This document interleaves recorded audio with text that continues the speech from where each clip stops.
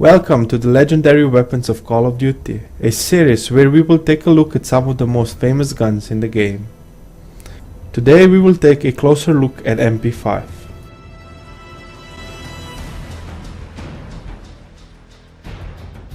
MP5 was first introduced to the series with Call of Duty 4, and it quickly became the favorite SMG of many players. The best feature about this gun is its high damage. When combined with stopping power, it only needs 2 bullets to kill up close and 3 at range.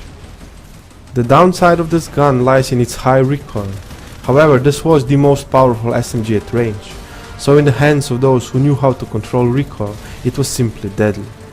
It competed for the title the best gun in its class with P90 and AK-47U.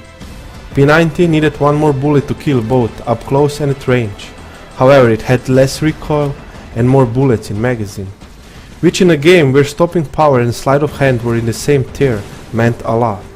AK-47U had the same fire rate and did the same damage up close. It needed 1 more bullet to kill at range, but therefore had less recoil. So it is really hard to decide which gun is better, and it all comes down to the personal preference. But in my opinion, and also in opinion of many other players, MP5 simply looked better and felt better when shot than the other SMGs, and there is no wonder that this was the most popular SMG in the game. MP5 then returned back in Modern Warfare 2, however it was never as popular as in Call of Duty 4, and for that there are a couple of reasons. Infinity Ward increased the fire rate of MP5 in Modern Warfare 2, and so made it into the fastest killing fully automatic gun up close. However, Infinity Ward decreased its damage at range, and so it needed 5 bullets to kill without stopping power and 4 with stopping power. At the same time, it felt as if recoil was even harder to control as in Call of Duty 4, and in a game where most guns, especially assault rifles, had virtually no recoil, it made MP5 one of the worst guns at range. However, this is a submachine gun, and if it was used properly, MP5 was still one of the best choices in the game for close quarter combat.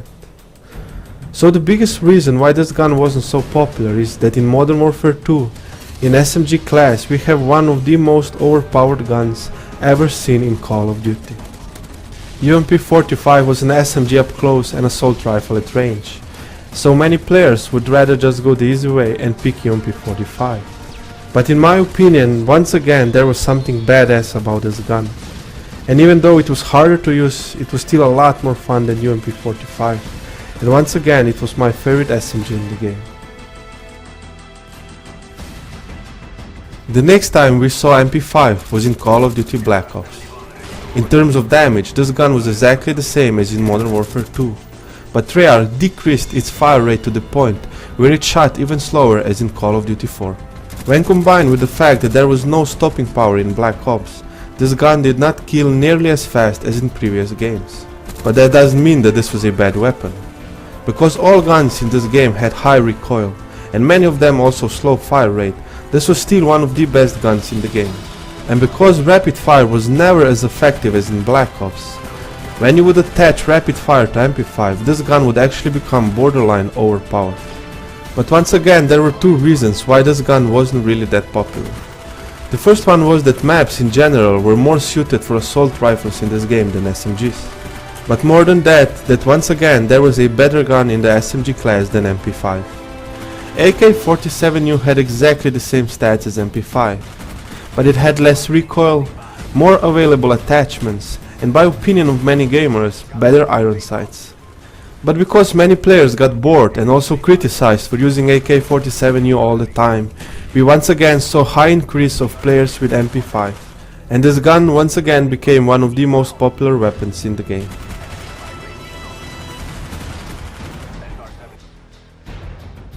MP5 returned back once again in Modern Warfare 3.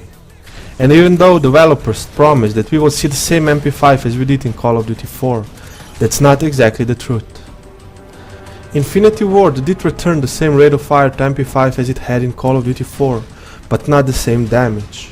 And so this gun still needs 5 bullets to kill at range instead of 4. It also seems that this gun has very unpredictable recoil pattern, and a lot of players complain that this gun is really hard to control at range. But that's not the biggest problem of MP5 in this game. The biggest problem lies in the fact that SMGs in general in this game are very powerful, and MP5 cannot even compare to guns like MP7, P90 or PP90. And therefore MP5 is considered one of the weakest guns in Modern Warfare 3. When also Infinity Ward realized that, they did increase the fire rate of MP5, and now this gun shoots as fast as ever, even faster than in Modern Warfare 2. So now MP5 is considered to be a decent SMG, but it still cannot compare to the best SMGs in the game. Because we already know that MP5 will not return in Black Ops 2, question arises, will we ever see MP5 again in Call of Duty? Many of us certainly hope so, but if not, there will never be a shortage of this legendary weapon in other FPS games.